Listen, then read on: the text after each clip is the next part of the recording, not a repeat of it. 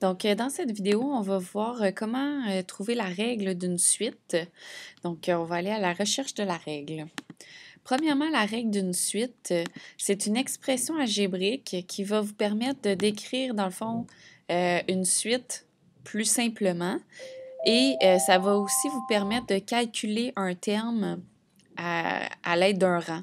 Donc, vous allez pouvoir extrapoler, donc aller plus loin dans la suite, à savoir, par exemple, ça va être quoi le terme du centième rang, par exemple.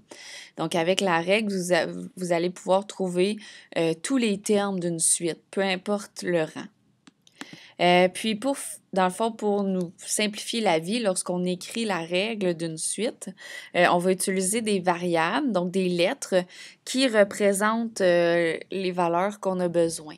Donc, souvent, on va utiliser T pour terme, puis N pour rang. Donc, c'est les variables qu'on va utiliser, ou X et Y par rapport au graphique.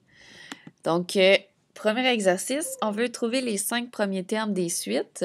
Donc, la première suite, on a la règle qui est T est égal à 2N plus 5. Ce que ça veut dire, c'est que pour trouver le terme, qui est la variable T, on doit faire 2 fois le rang et ajouter 5 pour trouver le terme.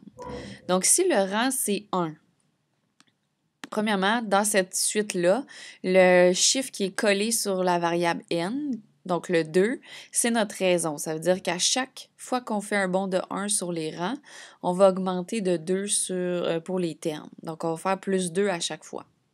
Alors, je disais, si on a un rang de 1, donc le premier terme de la suite, si dans notre règle, on remplace le n par 1, donc on va remplacer le rang par 1 parce qu'on veut savoir c'est quoi le terme du premier rang. Donc, je vais faire 2 fois 1, qui donne 2, et je vais devoir ajouter 5. Donc, 2 plus 5, ça donne 7. Alors, au premier rang, on a 7 comme terme. Si on vérifie au deuxième rang, donc on remplace le n par 2 encore une fois. Donc, 2 fois 2, ça donne 4. Et on doit encore ajouter 5. Donc, 4 plus 5, ça donne 9. Donc, au deuxième rang, on a 9 comme terme. On fait la même chose avec le 3, donc on remplace le n par 3. 2 fois 3, ça donne 6, et 6 plus 5, ça donne 11. Donc, le troisième terme de la suite, c'est 11. Et si on continue comme ça, donc là, on fait plus 2 à chaque fois. Donc, le quatrième terme, ça va être 13, et le cinquième terme, ça va être 15. Donc, notre suite, en fait, ça se trouve à être 7, 9, 11, 13 et 15. On essaie un autre?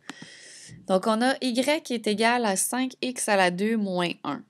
Donc là, ici, c'est le x, ça se trouve être les rangs, et le terme, ça se trouve être la variable y. Donc, si on remplace notre x par 1, on va faire 5 fois 1 exposant 2 moins 1. Donc là, on suit pas de masse. On fait l'exposant en premier. Donc, 1 exposant 2, ça donne 1. 1 fois 1, ça donne 1. Fois 5, 1 fois 5, ça donne 5. Et on doit soustraire 1. Donc, 5 moins 1, ça donne 4. Donc, au premier rang, on a 4 comme terme. Ensuite, on vérifie au deuxième rang. Donc, si on remplace le x par 2, on fait notre exposant en premier. Donc, 2 exposant 2, ça donne 4. 2 fois 2, ça donne 4. 4 fois 5, ça donne 20. Et on doit soustraire 1. Donc, 20 moins 1, ça donne 19. Alors, au deuxième rang, on a le terme 19. Troisième rang, donc 3 exposant 2, ça donne 9. 3 fois 3, ça donne 9. 9 fois 5, ça donne 45. Et on soustrait 1, donc 45 moins 1, ça donne 44. Donc, au troisième rang, on a 44 comme terme. On continue comme ça. Donc, si vous le faites avec le 4, 4 exposant 2, ça donne 16. Et là, on fait 5 fois 16 moins 1. 5 fois 16, ça donne 80. Et 80 moins 1, ça donne 79. On fait la même chose avec 5. Donc, 5 exposant 2, ça fait 25. Et 5 fois 25, ça donne 125. Moins 1, ça donne 124. Donc, la suite, ici, on a 4, 19, 44, 79 et 124. Dernière suite, on a le terme qui est égal à 3 fois n plus 2. Donc, encore une fois, on remplace le n par le rang qu'on a dans la table des valeurs. Donc, si on regarde au premier rang, on commence par faire notre parenthèse en premier. Donc, 1 plus 2, ça donne 3.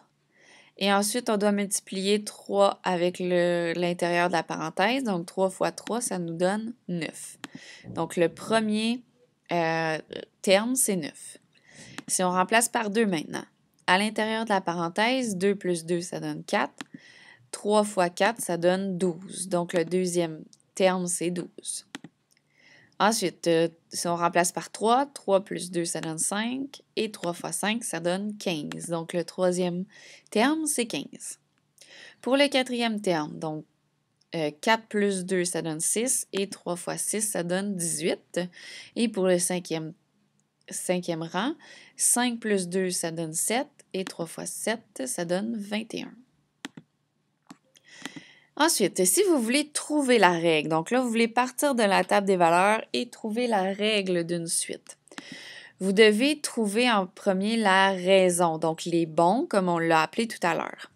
La règle d'une suite, c'est toujours écrit de cette façon-là. Tu as le terme en premier, qui est égal à la raison fois le rang, plus un terme préalable, ou on peut aussi l'appeler terme au rang 0, ou une constante. Donc, on a les trois noms possibles. Donc, c'est soit le terme préalable, le terme du rang 0 ou la constante. Donc, on veut savoir c'est quoi le terme du départ, là, au début. Première chose, pour trouver la règle d'une suite, vous devez, en premier, trouver la raison, donc trouver le bon qu'on a fait. Ensuite, vous devez trouver le terme préalable à l'aide d'un terme et de son rang. Donc, vous pouvez trouver à l'aide d'un terme et de son rang, mais on peut aussi trouver en ayant trouvé au rang 0, ça donne combien? Par exemple, on a la table des valeurs, donc la suite suivante. On a une suite qui est de 1, 5, 9, 13 et 17. Donc, on a les premiers, deuxième, troisième, quatrième et cinquième rangs. Si on regarde de 1 à 5, on a fait un bond de 4, de 5 à 9 aussi, de 9 à 13, un bond de 4 et de 13 à 17, un bond de 4. Donc, la raison de notre suite, c'est plus 4. Alors, notre règle va ressembler à ça pour le départ. Le T, qui est terme, est égal à 4 fois le rang, donc 4n, plus une constante, donc le terme au rang 0. Donc, on veut justement trouver au rang 0, c'est quoi notre terme. Donc, dans notre table des valeurs, ce qu'on veut faire, c'est qu'on veut revenir en arrière. On veut aller vers la gauche. Donc, si le rang, c'est 0, c'est quoi le terme qui va aller là?